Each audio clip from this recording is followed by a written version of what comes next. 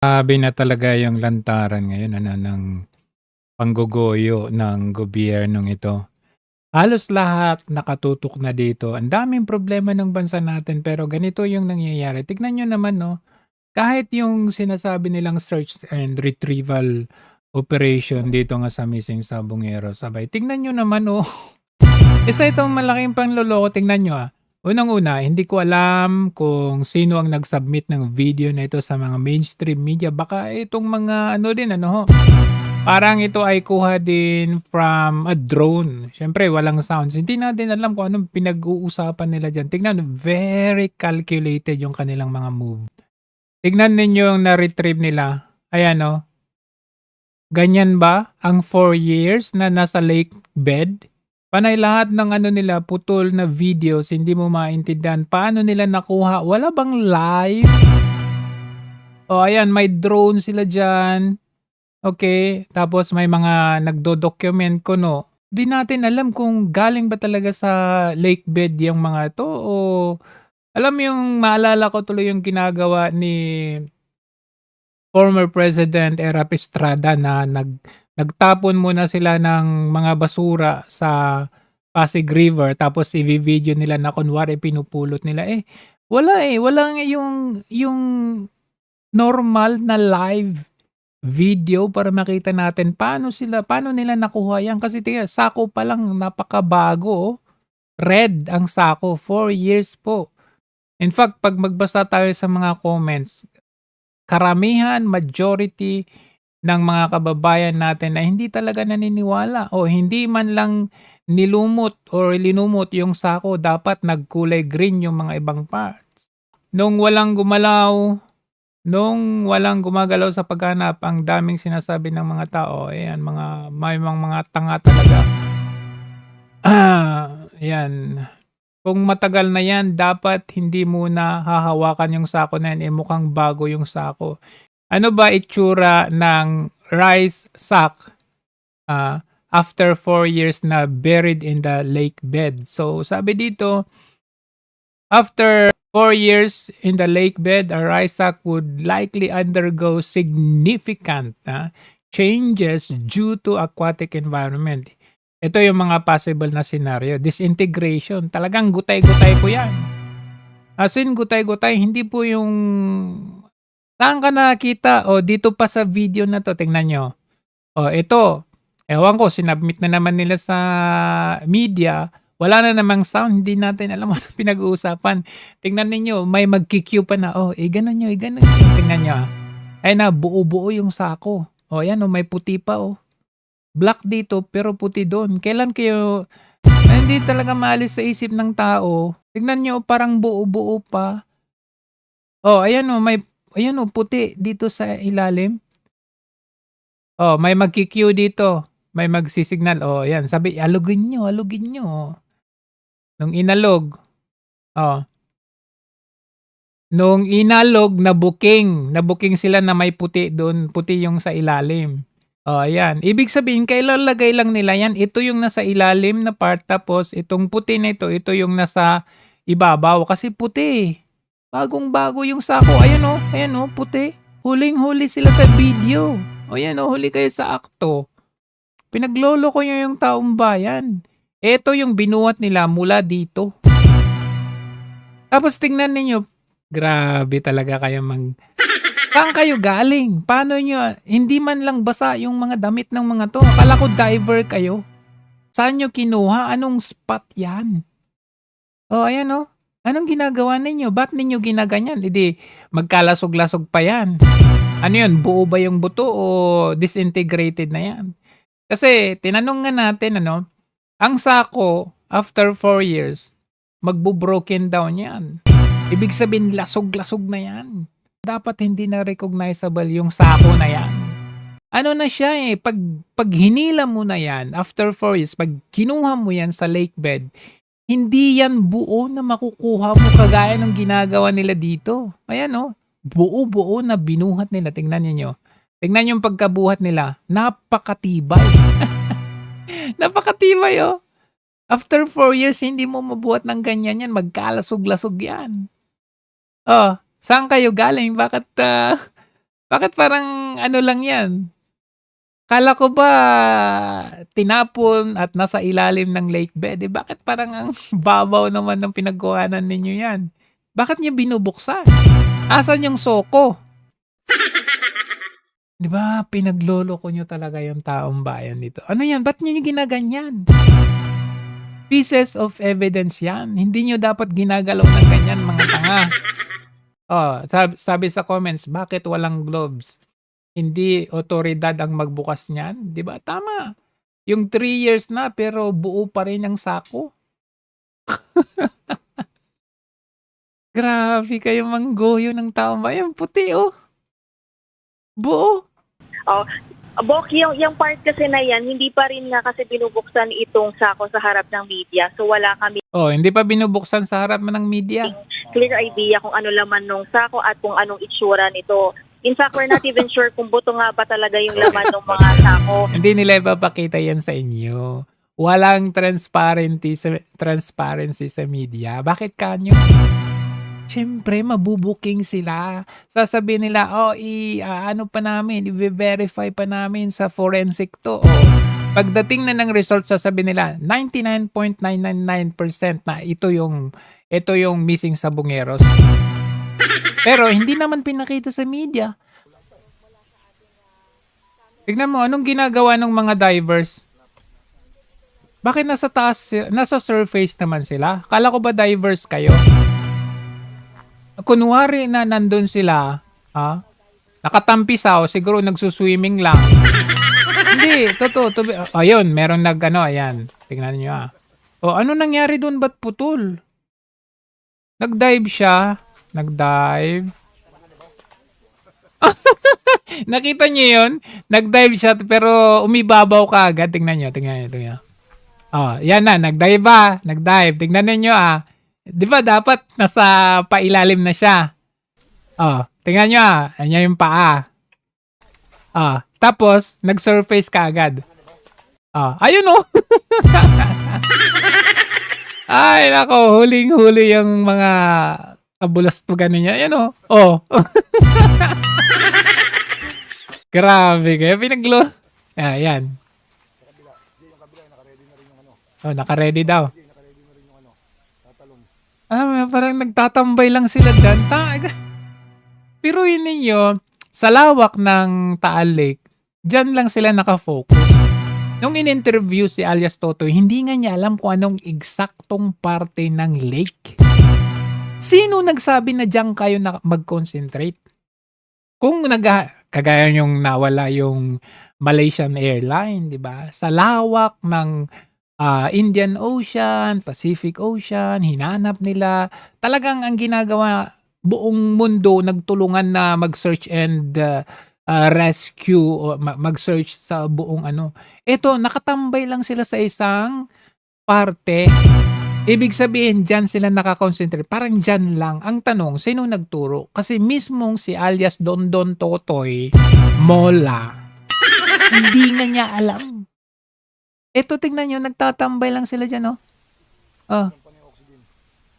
Ganyan ba yung nagsa-search? Hindi matatawag na search yan, nakatambay lang kayo dyan. Tatalon daw yan. Coast Guard. Yan, tas nakat. Ewan ko kasi, ba't ganun? Panay-cut naman kasi itong video ng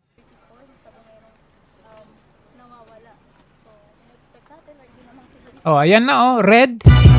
Yan ba yung 4 years? 4 na taong panggugoyo sa taong bayan.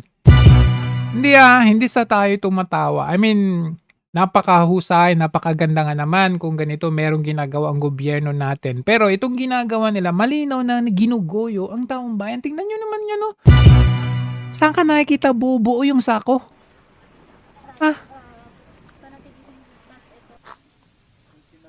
Tingnan mo, ganyan kalayo ang media.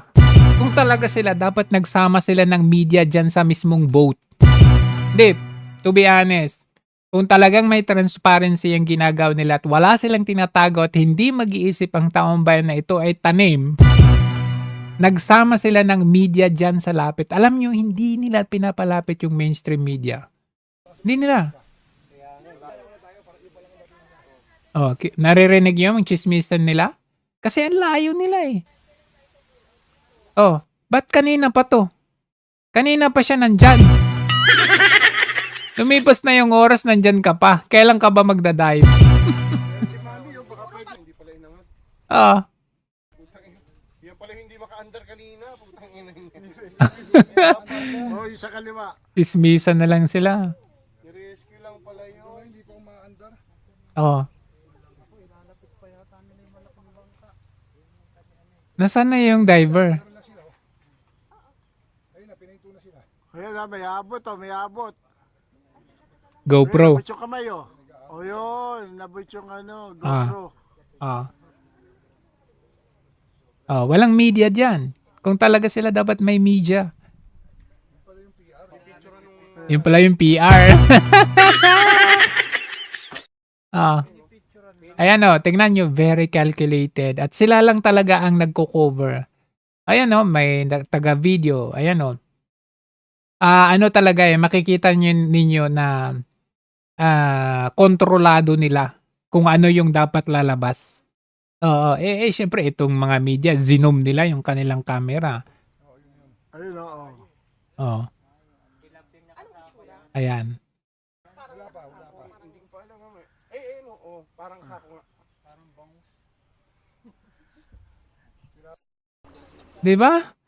Tapos, may na-retrieve daw sila. Tingnan nyo, kinuburan nila ng garbage bag. Yung maitim. Ayan o. Ayan, ano yan? Asan yung transparency dyan? Ba't nyo kinuburan ng ganyan? Oh, bagong-bagong. Oh, sige, kinuburan ninyo. Pero wala akong makita. Paano nyo nakuha yan pa? Bumalik na sila sa Pampanga. Pansinin ninyo kung gaano sila ano yun, close.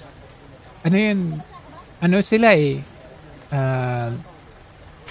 yung kanilang access, I mean, the access of information, very sarado.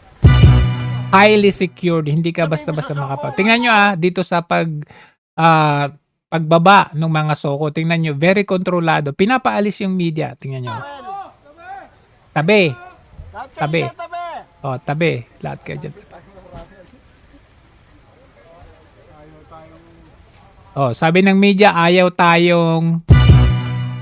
Oh. Nasaan yung transparency dyan? Paano kami maniniwala?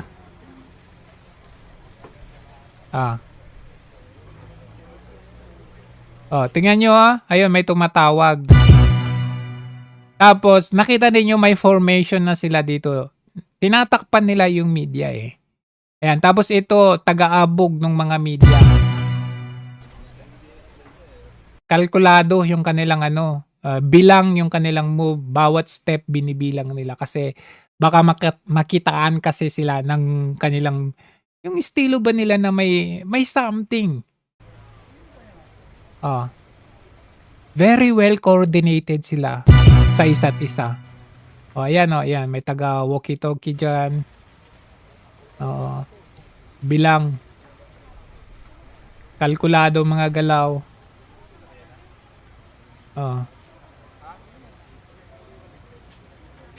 Diba?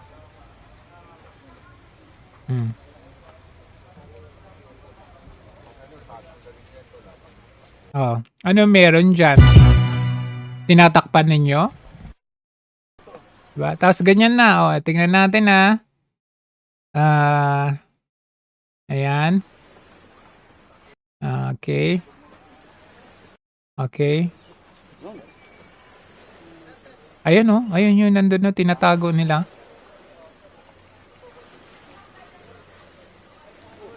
Ayan Hindi natin nakita kung paano nila na-retrieve yan. Sobrang patago. Sobrang tago.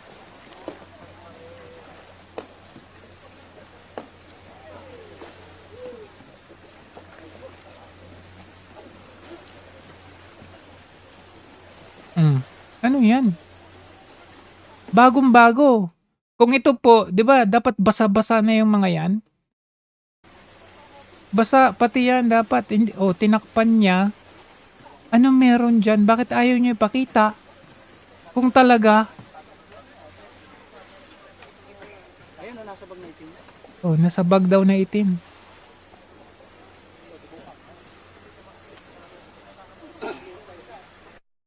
Oh.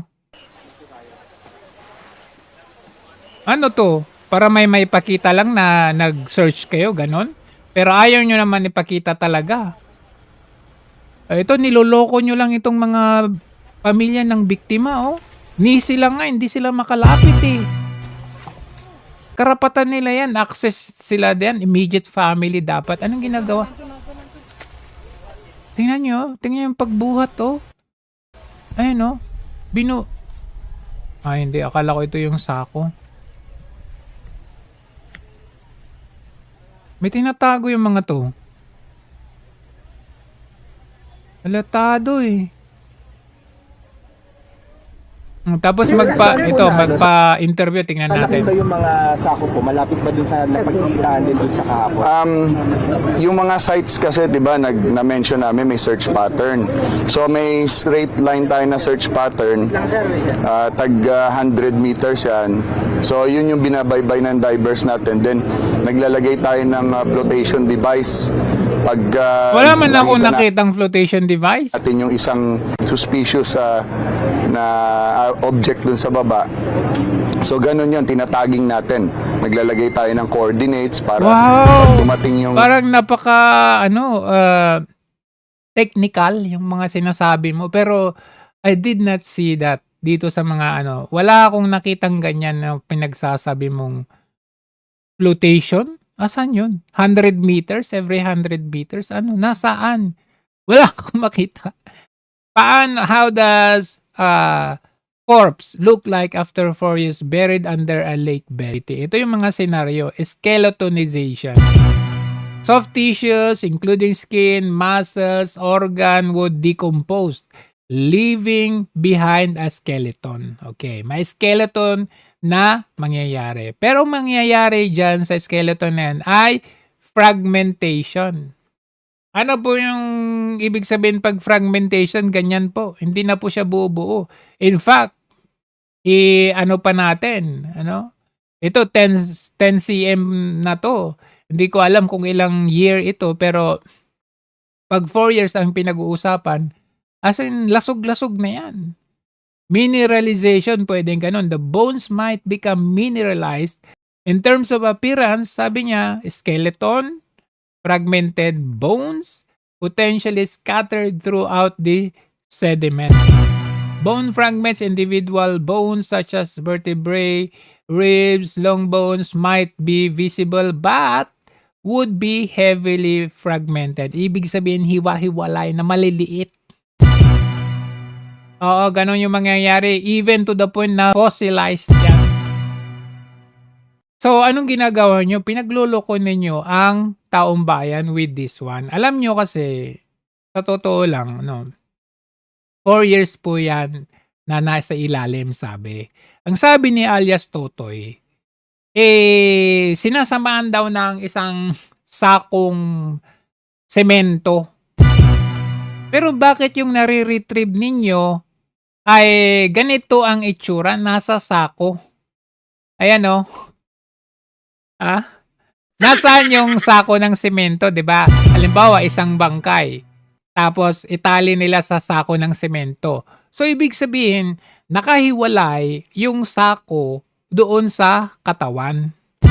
So most likely, ang hiwa-hiwalay na yan sa ilalim, hindi po siya nakatago ng ganyan nakasako.